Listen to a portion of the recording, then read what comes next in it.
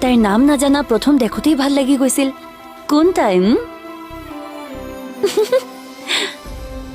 কি তুমি মানে সেইখিনি পঢ়িলা চাওঁ দিয়া বুলি কৈছো নহয় বাকীখিনি পঢ়িম এতিয়া মই দিয়াচোন আৰে দিয়াচোন বোৱাৰী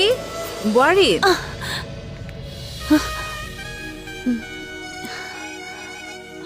টাউল ক'ত অঁ মা